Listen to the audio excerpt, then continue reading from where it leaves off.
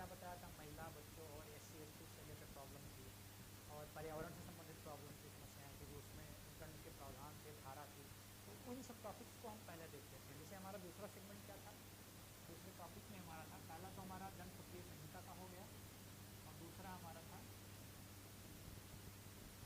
महिला, बच्चों और SC/ST के साथ में जो समस्याएं थी। ठीक है, इन समस्याओं के साथ साथ तो क्या कहते हैं, जो इनके सुधार के अधिनियम थे, जो प्रावधान थे, वो चीज़ें बनाई गई थी। तो उसमें फिर सब केसेस थे जिसमें धाराएं वाराएं थी, तो उन धाराओं को कुछ जो इम्पोर्टेंट, सब में तो धाराएं बहुत ज़्यादा हो जाती हैं, लेकिन कुछ धाराएं जो बहुत इंपॉर्टेंट है वो हम आपको बताते चलते हैं। इन सब चीज़ों में थोड़ा सा दिमाग इसलिए नहीं लगा सकते हो कि रट्टा मारना पड़ेगा। जैसे महिलाओं से संबंधित अगर प्रावधान को हम बताएंगे तो पहले महिलाओं के बारे में बताएंगे, फिर बच्चों के बारे में संविधान क्या कहता है, और संविधान के बाद जो इसमें क्या कहते हैं, जो इसके लिए अधिनियम बनाए गए बच्चों को, जैसे बाल श्रम रोकने के लिए जो अधिनियम बनाए गए, तो उसमें धाराएं हैं, धाराएं क्या कहती हैं, उनके लिए कानून क्या क्या बनाए गए हैं, इन सारी चीज़ों को पढ़ेंगे हम। पहले आज का टॉपिक हमारा रहेगा महिलाओं से संबंधित जो मुद्दे होंगे। ठीक है, महिलाओं से संबंधित मुद्दे।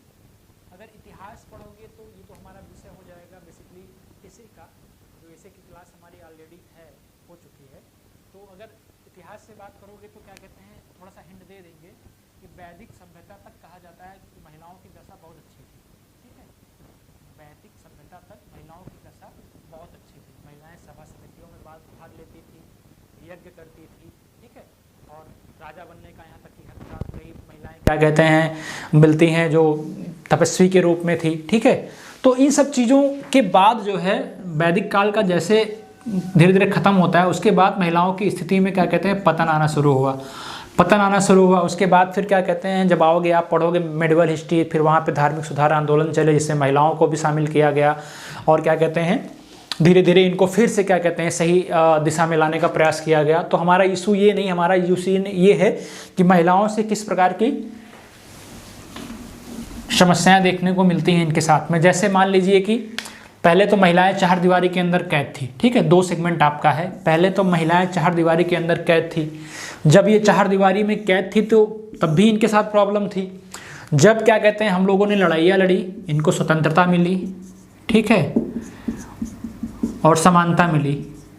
ठीक, स्वतंत्रता समानता मिलने के बाद भी क्या कहते हैं, जब ये क्या कहते हैं वैश्वीकरण भूमंडलीकरण आया, उसके बाद क्या कहते हैं इतना छोर बड़ा, हर सेवाओं में ये भाग ले रही हैं। देश की महिला क्या राष्ट्रपति के पद पर सुशोभित कर चुकी है, प्रधानमंत्री बन चुके हैं। इस तरह के बहुत सारे केसेस हमको देखने के मिलते हैं। तो ये कह सकते हो कि यहाँ भी इनके साथ समस्याएं हैं। जैसे कार्यस्थल पे गई काम करने के लिए तो कार्यस्थल उत्पीड़न संबंधी समस्याएं आई। घर में थी तो पहली समस्या क्या थी, घरेलू हिंसा संबंधी समस्या थी इनके साथ। ठीक, उसके बाद दूसरी सबसे बड़ी समस्या थी जो आज भी है, दहेज संबंधी समस्या थी। ठीक, तो हमें इन चीज़ों को पढ़ना है कि घरेलू हिंसा संबंधी समस्या थी तो घरेलू हिंसा के लिए कौन सा अधिनियम आया, दहेज संबंधी समस्या थी तो दहेज के लिए कौन सा अधिनियम आया, इस अधिनियम में क्या क्या प्रावधान किए गए, इनके बचाव के लिए क्या प्रावधान किए गए, दहेज को लेने वाले के लिए क्या प्रावधान किया गया, देने वाले के लिए क्या प्रावधान किए गए, जो इनके संरक्षक अधिकारी हैं उनके लिए क्या प्रावधान किए गए, वो किस धारा में आते हैं। तो हमें बेसिकली इन चीज़ों को समझना है। तो महिलाओं के संबंधित इशू में पहला टॉपिक फिर नोट करिएगा, आज हम लोग यही पढ़ेंगे।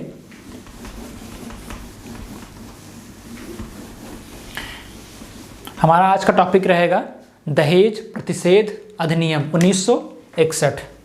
ठीक है, दहेज प्रतिषेध अधिनियम 1961। कोशिश करेंगे कि महिलाओं से संबंधित जो इशू हैं वो खत्म कर दें, वो बताने का प्रयास करें। जैसे होगा क्या, धाराओं का मतलब समझो कि जाहिर सी बात है धाराएं एक से शुरू होंगी, जो भी इसके पॉइंट्स फॉर्म होंगे, सुधार के प्रावधान किए गए होंगे वो एक से शुरू होंगी और जहाँ तक होंगी लास्ट तक हम लोग पढ़ेंगे। लेकिन इसमें उन्हीं धाराओं को आपको बताएंगे जो बेहद इंपॉर्टेंट धाराएं हैं। जैसे दहेज प्रतिषेध अधिनियम में प्रावधान तो भाई दोनों के लिए किया जाएगा ना, दहेज लेना और क्या कहते हैं दहेज देना, दोनों पे निषेध करना पड़ेगा ना। तो दहेज का मूलभूत उपयोग तो इन्हीं में होगा ना, देने और लेने वाले के लिए पहले समझना पड़ेगा। दोनों के लिए दंड के प्रावधान होंगे जब सरकार करेगी किसी के लिए तो। ठीक है, अगर इसके धारा में जाओगे तो पहले धारा में जाहिर सी बात है दहेज के बारे में बताया जाएगा कि दहेज के बारे में क्या लिखा गया है, क्या है इसकी परिभाषा क्या है। आगे बढ़ोगे दहेज के बारे में दूसरे टॉपिक पे, तो दूसरे में क्या कहते हैं इसकी परिभाषा है। पहले में तो सिर्फ नाम दिया गया है उसका, देखते चलिएगा। ये सब आपसे कभी पूछेगा ही नहीं, इस धारा को नहीं पूछेगा बल्कि इस अधिनियम को पूछ सकता है। और धारा को क्यों पूछेगा, तो धारा में क्या पूछेगा वो हम आपको बता देंगे। जैसे पहले में नाम है, दूसरे में परिभाषा है, ठीक है। जो चीज़ें हम आपको बताएंगे आगे भी, जो भी अधिनियम बताएंगे उसमें भी पहला नाम होगा या उनके जानकारी के बारे में होगा, फिर दूसरे में परिभाषा होगी। अगर कई परिभाषाएं होंगी किसी में, दूसरे में, तो तीसरे में एक परिभाषा बनाई गई होगी इस अधिनियम के द्वारा। तो इस तरह की चीज़ें आपको देखने को मिलेगी। जैसे इसमें दहेज की परिभाषा किस में दिया गया है, दूसरे में दिया गया है। आगे बढ़ोगे तीसरे में क्या दिया गया है कि जो दहेज लेता है और जो दहेज देता है उसके लिए नियम के प्रावधान हैं। अगर दहेज लेने वाला या देने वाला पकड़ाते हैं तो क्या होगा, 5 वर्ष की सज़ा होगी उनको, उसके बाद 15,000 या उससे अधिक का जुर्माना होगा, ठीक है। तो ये सारी चीज़ें हैं। फिर आगे बढ़ोगे धारा संख्या 4 में जो इम्पॉर्टेंट है, धारा संख्या 4 है, 4 का खा है और 4 का खा है, का है। का खा दोनों इंपॉर्टेंट इसलिए हो जाते हैं। 4 में तो मांगने वाले के लिए कारावास है। जो दहेज मांगता है, अगर ऐसी कोई सूची सरकार के सामने आती है या कोई जाके शिकायत करता है तो उसके लिए कारावास की सज़ा है, मिनिमम 6 माह की या अधिकतम भी हो सकती है, ठीक है। अगर किसी को क्षति पहुंचती है इन चीज़ों से तो अधिकतम भी हो सकती है। अब आपसे पूछ सकता है कि दहेज प्रतिषेध अधिनियम की किस धारा में, ठीक है, किस धारा में दहेज मांगने वाले के लिए क्या है, नियम बनाए गए हैं या सज़ा का प्रावधान है, तो 4 हो जाएगा। 4 के जब आप का में आगे बढ़ोगे तो 4 के का में दिया है कि ऐसे विज्ञापन पर सबसे पहले निषेध लगाया जाना चाहिए। दहेज के विज्ञापन पर क्या होना चाहिए, प्रतिबंध लगाना जाना चाहिए। अगर दहेज के विज्ञापन के बारे में जानकारी मिलती है तो भी 6 माह या उससे अधिक का क्या कहते हैं, लगभग बढ़ा के 5 साल तक का कारावास हो सकता है या फिर 15,000 उसको जुर्माना देना पड़ेगा। फिर आगे बढ़ोगे धारा 5 क्या कहती है, धारा 5 जब आगे बढ़ोगे तो इसके संबंधी जो करार दिए गए उसको शून्य घोषित किया गया है। वो अपेक्षित होगा, न्यायालय में आप जाओगे तो कार्रवाई होगी, लड़ेगा, मुकदमा होगा या फिर स्थानीय अधिकारी क्या कहते हैं उसको निपटाने का प्रयास करेगा। फिर 6 वगैरह ये सब इंपॉर्टेंट थोड़ा सा कम है। आगे 7 भी बढ़ोगे तो 7 का क्या होगा, 7 का अपराधों का संज्ञान दिलाया जाना अधिकारी को, उससे भी कोई मतलब नहीं है। या कह सकते हो कि अगर दिया जाएगा कि अपराधों को संज्ञान लेने में कौन कौन से अधिकारी नियुक्त होंगे, तो हो सकता है कि न्यायिक मजिस्ट्रेट हो या महानगर का मजिस्ट्रेट हो। तो ऐसे लोगों की नियुक्ति का प्रावधान अगर कभी पूछता है आपसे तो धारा 7 में याद रखना कि 7 में ऐसे लोगों को संज्ञान में देना है, इनका प्रावधान किया गया है। 8 में आगे बढ़ोगे तो धारा 8 क्या कहता है, धारा 8 कहता है कि दहेज प्रतिबंध अधिकारी को ले आना चाहिए। अगर कोई ऐसा नियम आता है तो इसके लिए कौन नियुक्त होगा, दहेज प्रतिषेध अधिकारी, ठीक है, जो इस पर क्षेत्रीय स्तर पर या फिर जिले के स्तर पर रोक लगाने का प्रयास करेगा। आगे बढ़ोगे धारा 9 क्या कहती है, बस समझते चलिए। धारा 9 क्या कहती है, धारा 9 कहती है कि इसके लिए कानून बनाया जाना है और कानून को थोड़ा सा कठोरता से पालन किया जाएगा। और 9 के 1 में कहा गया है या 9 के का में कहा गया कि केंद्रीय स्तर पर कानून होना चाहिए, और 10 में कहा गया है 9 के का में केंद्रीय स्तर पर कानून होना चाहिए और इसको लागू करने के लिए खा में कार्यप्रणाली दी गई है। और 10 में कहा गया है कि राज्य स्तर पर भी क्या कहते हैं, कानून बनाया जाना चाहिए। तो ये 10 धाराएं महिलाओं की क्या कहते हैं, दहेज प्रतिषेध अधिनियम पे थी। 1961 में 10 धाराएं थी और 10 धाराएं में इंपॉर्टेंट हमने क्या बताया आपको, 7 इंपॉर्टेंट है, 8 इंपॉर्टेंट है, 4 इंपॉर्टेंट था, या फिर राज्य सरकार की अगर नियम है तो फिर क्या कहते हैं 9 है, केंद्र सरकार के हैं तो 9 है और राज्य सरकार के हैं तो 10 है। ये चीज़ें आपको देखना पड़ेगा, ठीक है। थोड़ा सा आगे बढ़ोगे दहेज के बाद फिर हमारा घरेलू हिंसा अधिनियम आता है। घरेलू हिंसा अधिनियम में क्या है, घरेलू हिंसा से महिला संरक्षण अधिनियम, इसका नाम रखा गया था घरेलू हिंसा से महिला संरक्षण संबंधी अधिनियम। ये कब आया था, ये चीज़ देखिए, और इसमें कौन कौन सी धाराएं हैं ये चीज़ देखिएगा, ठीक है। ये हमारा दूसरा होगा।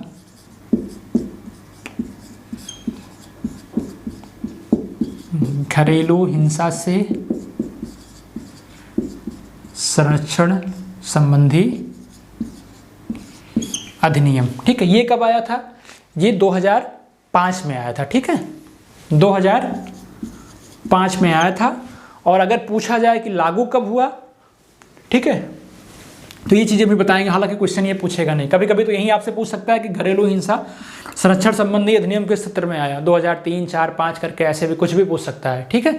तो इस तरह की चीज़ों को याद रखना। फिर वहीं आना, धारा 1 में अगर पूछता है, धारा 1 में इसके बारे में दिया है, धारा 2 में क्या देगा, परिभाषा देगा, ठीक है। परिभाषाएं हो सकता है धारा 2 में कई तरह की परिभाषाएं हों, फिर धारा 3 में हो सकता है कि एक एग्जैक्ट परिभाषा माना गया हो जो इस अधिनियम के अकॉर्डिंग हो। जैसे इस अधिनियम में धारा 3 की परिभाषा में क्या है, घरेलू हिंसा को कहा गया है कि बातों से, विचारों से, या फिर क्या कहते हैं किसी भी अस्त्र शस्त्र से या किसी भी तरह से महिला व्यक्ति ऐसा आचरण करता है जिससे महिला को क्या, महिला की शारीरिक हानि होती है, मानसिक हानि होती है, लैंगिक हानि होती है, भावात्मक हानि होती है और आर्थिक हानि होती है, उस तरह की चीज़ों को क्या कहते हैं, इसमें शामिल किया गया है। और परिभाषा में कई चीज़ें, जैसे दूसरे में क्या कहा गया, दूसरे में तो कई चीज़ें हो सकती हैं।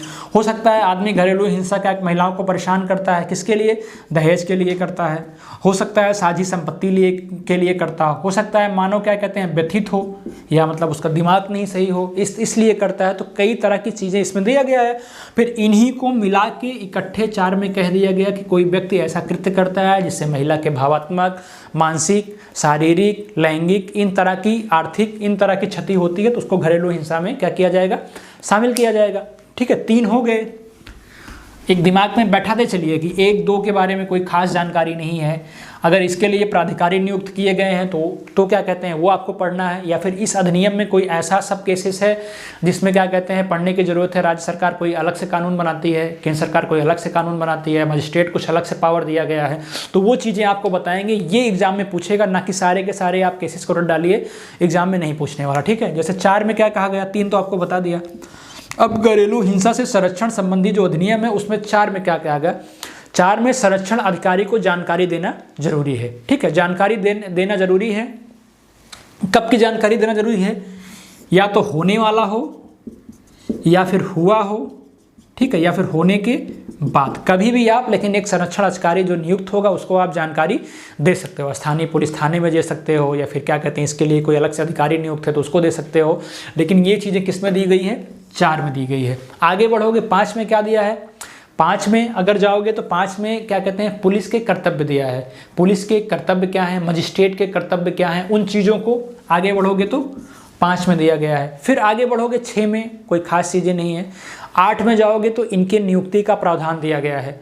9 में बढ़ोगे तो इनके कर्तव्य दिए गए हैं, ठीक है। बस ऐसे ही आपसे पूछेगा कि घरेलू हिंसा से नियुक्त जो अधिकारी हैं उनके कर्तव्य किस में दिए गए हैं, उनकी नियुक्ति किस धारा में होती है। 8 में नियुक्ति है, 9 में उनके कर्तव्य दिए गए हैं कि कर्तव्य में क्या है कि वो रिपोर्ट लिख रहे हैं कि नहीं, सहायता कर रहे हैं कि नहीं कर रहे हैं, ठीक है, सहायता कर रहे हैं कि नहीं कर रहे हैं, ये सारी चीज़ें किस में दी गई हैं, इनके धारा 9 में दी गई हैं। फिर आगे थोड़ा सा बढ़ोगे, सबसे इंपॉर्टेंट धारा 16 हो जाती है।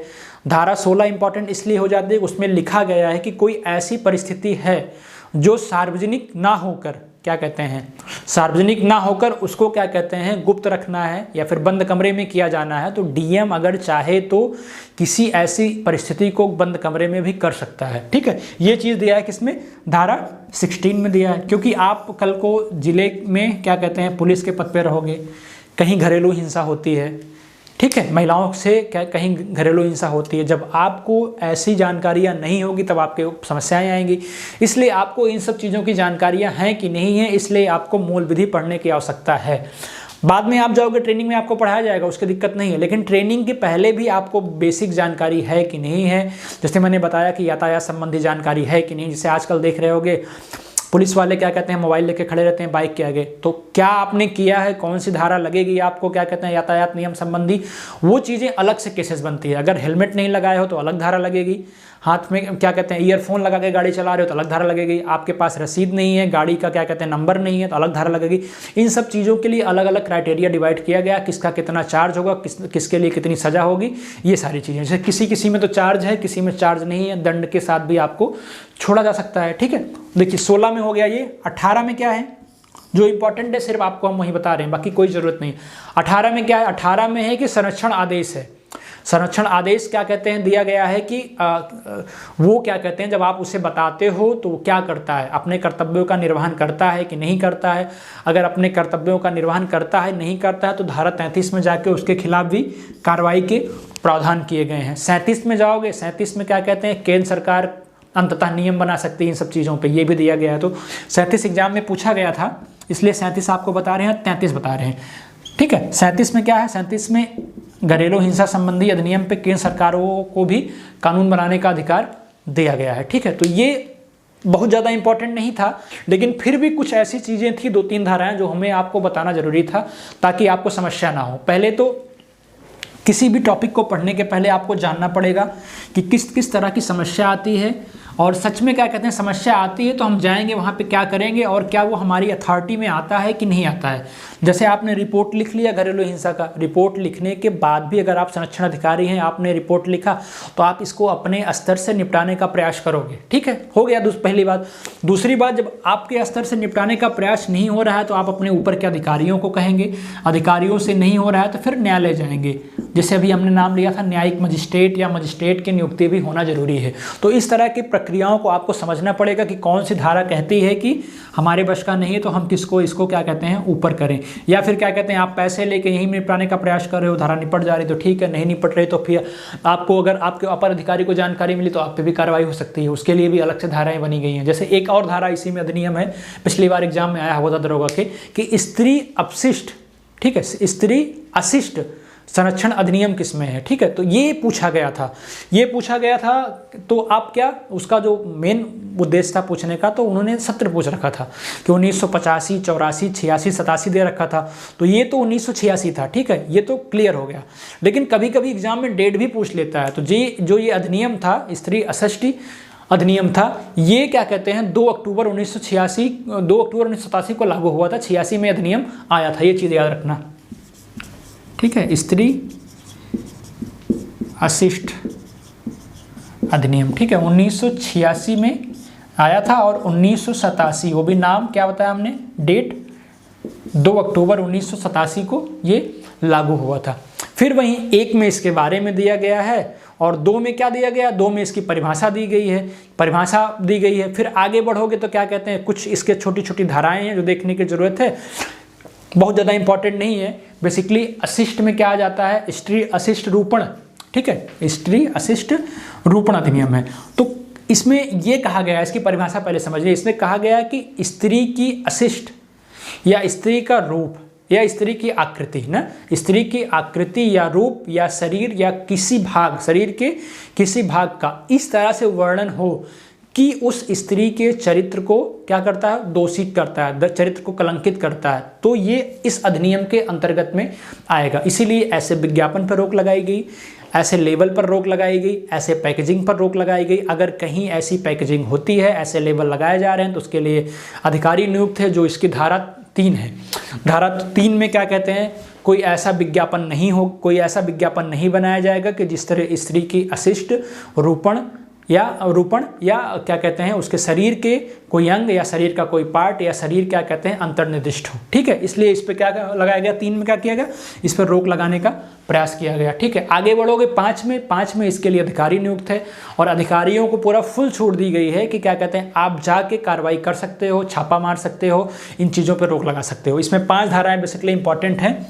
1 में तो इसके बारे में दिया गया है, 2 में इसकी परिभाषा हमने आपको बता दिया, 3 के बारे में बता दिया हमने, और 5 के बारे में बता दिया, 4 नहीं बताया। 4 में क्या कहते हैं, प्रकाशन के बारे में दिया गया। प्रकाशन का बेसिकली मतलब क्या होता है, प्रकाशन का मतलब होता है कि फिल्म जो बना रहा है, ठीक है, जो फिल्म बना रहा है, जो रंगचित्र बना रहा है, और जो छायाचित्र बना रहा है, जो लेवलिंग कर रहा है, इस तरह की चीज़ों के बारे में दिया गया है कि ऐसी चीज़ों में इस तरह की घटनाएं ना हो पाएँ, ऐसा रोक लगाया जाए कि किसी भी स्त्री के अशिष्ट या स्त्री के रूप को क्या कहते हैं इस तरह से कलंकित ना किया जाए, इसकी रोक लगाई गई है। तो ये महिलाओं से संबंधित 3-4 इंपॉर्टेंट इशू हो गए, जिसमें से जो आपके एग्जाम में पूछा जाएगा वो हमने आपको बता दिया। इसके बाद का जो सबसे इंपॉर्टेंट टॉपिक है, जहाँ से क्वेश्चन ज़्यादा आता है, बच्चों का है और SC ST का है। ठीक है, बच्चों का और SC ST का है। इसमें आपके लिए क्या प्रावधान दिए गए हैं, आप क्या करोगे, आपके ऊपर का अधिकारी कौन नियुक्त होगा, वो क्या करेगा, वो हम आपको बताएंगे। और जो सबसे इंपॉर्टेंट चैप्टर है दंड प्रक्रिया संहिता या दंड संहिता अधिनियम, वो आपको बाद में इसलिए पढ़ाएंगे कि उसको आपको संविधान के साथ पढ़ाएंगे। वो बेहद ज़रूरी है आपको, क्योंकि उसमें लगभग 500 धाराएँ हैं, और 500 धाराओं को एक क्लास में पढ़ाना जरूरी नहीं है, इसलिए छोटी छोटी चीज़ों को पहले हम निपटा देंगे, फिर बड़ी चीज़ों को आपको हम बताएंगे। ठीक है, धन्यवाद।